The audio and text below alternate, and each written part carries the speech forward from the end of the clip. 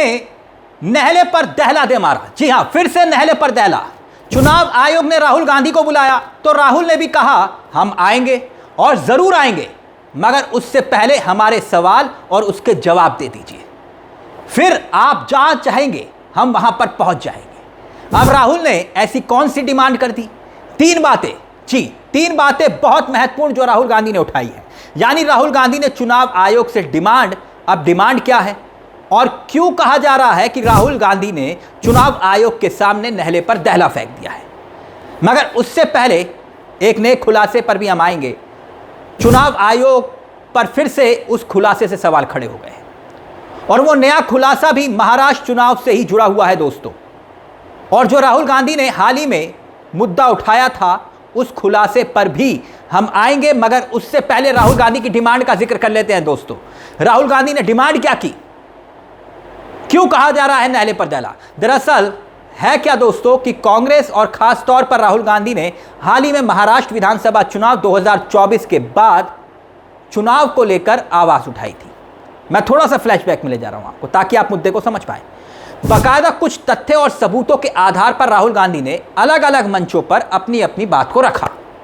कुछ आर्टिकल हाल ही में उन्होंने लिखे भी, और याद होगा आपको आर्टिकल लिखे थे और उसके बाद सियासी तूफान भी आया था।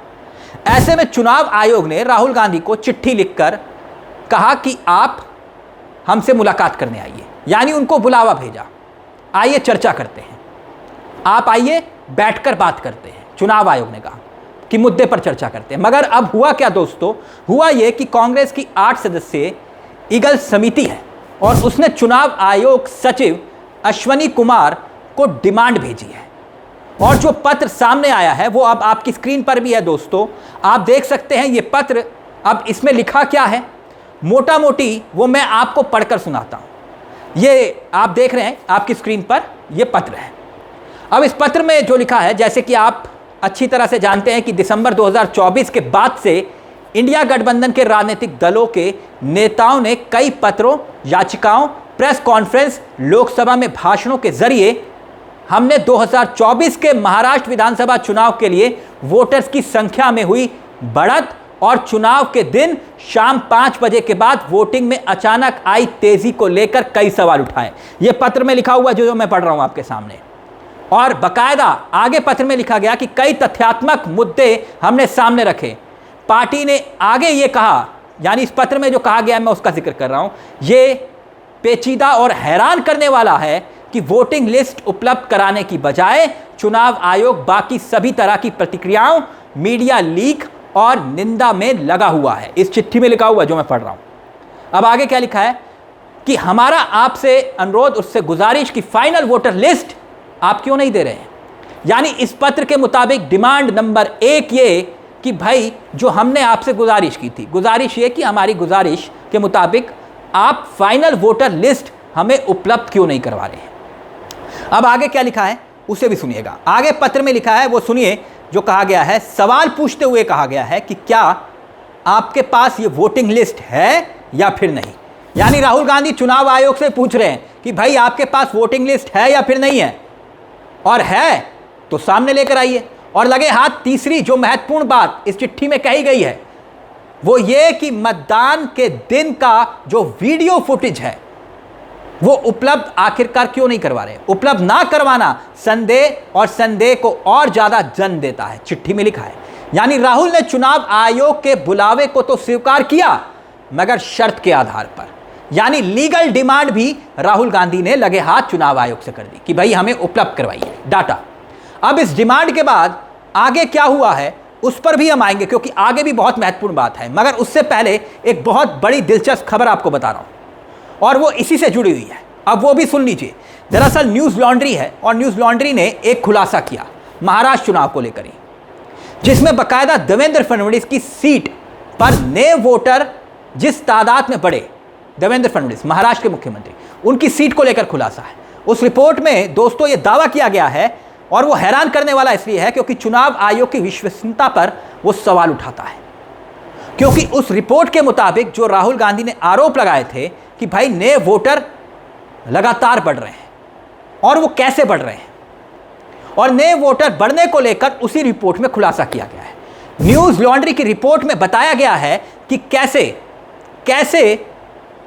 रहस्यमय तरीके से देवेंद्र फडणवीस के क्षेत्र में पिछले 6 महीने में करीब 30,000 से ज्यादा नए वोटर जोड़े गए थे। 30,000 से ज्यादा नए वोटर। और हमेशा की तरह सवाल यह कि भाई ये वोटर, जो नए वोटर आए हैं, वो आए कहां से हैं, किसके कहने पर आए हैं? 30,000 नए वोटर। अब दिलचस्प बात सुनिएगा, जब होता क्या है दोस्तों कि आंकड़ा बताता है कि भाई 30,000 नए वोटर यानी कि 8.5% नए वोटर की बढ़ोतरी हुई है। और इस आंकड़े में एक बार फिर से सुनिएगा, 8.5% नए वोटर की बढ़ोतरी, इसी आंकड़े में ही खेल छिपा है। मैं क्यों इस पर जोर दे रहा हूं, हम क्यों बार बार कह रहे हैं कि भाई 8.5% नए वोटर, और क्यों कह रहे हैं इसी में खेल है? वो इसलिए दोस्तों क्योंकि निर्वाचन आयोग की एक तय सीमा है, यानी कि डेडलाइन। वो क्या है तय सीमा? कि 4% का आंकड़ा, और 8% के बाद यानी कि 2 गुना हो जाता है। इसका मतलब यह कि निर्वाचन आयोग यह कहता है कि अगर कहीं पर 4% से ज्यादा वोटों की बढ़ोतरी होती है तो उसकी जांच की जाएगी, क्रॉस वेरिफिकेशन। जांच का मतलब यह कि उसे देखा जाएगा कि ऐसा हुआ क्यों, इतनी बढ़ोतरी कैसे होगी, 4% से ज्यादा वोट कैसे बढ़ गए। लेकिन देवेंद्र फडणवीस की सीट, यहां आंकड़ा बढ़ा 4% नहीं बल्कि 8.5%, 2 गुना वोटर बढ़े। लेकिन उसके बावजूद दावा यह दोस्तों कि ठीक से जांच नहीं हुई। राहुल गांधी ने बाकायदा ट्वीट करके सवाल उठाए, और वो ट्वीट भी आपकी स्क्रीन पर दोस्तों, राहुल गांधी ने कहा था कि भाई जांच क्यों नहीं हुई, 8% से ज्यादा नए वोटर की बढ़ोतरी हुई तो हुई कैसे?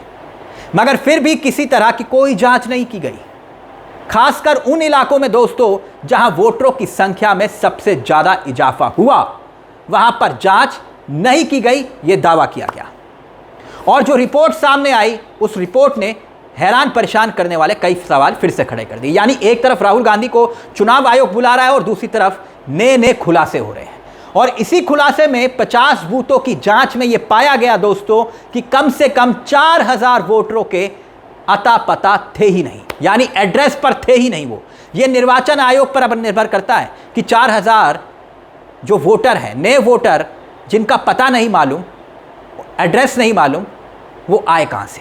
खैर ये जांच का विषय है, मगर संशय तो पैदा होता ही है। मगर जैसे कि आप जानते हैं कि अब राहुल गांधी को चुनाव आयोग ने बुलाया, तो राहुल गांधी ने भी डिमांड रख दी, नहले पर दहला दे मारा। तो भाई पहले आप हमें फाइनल वोटिंग लिस्ट उपलब्ध करवाइए, राहुल गांधी कह रहे हैं। मतदान के दिन का वीडियो फुटेज उपलब्ध करवा दीजिए। साथ में वो ये भी कह रहे हैं कि बताइए कि क्या आपके पास वोटिंग लिस्ट है या फिर नहीं। यानी जवाबदेही और जिम्मेदारी चुनाव आयोग की तय कर रहे हैं।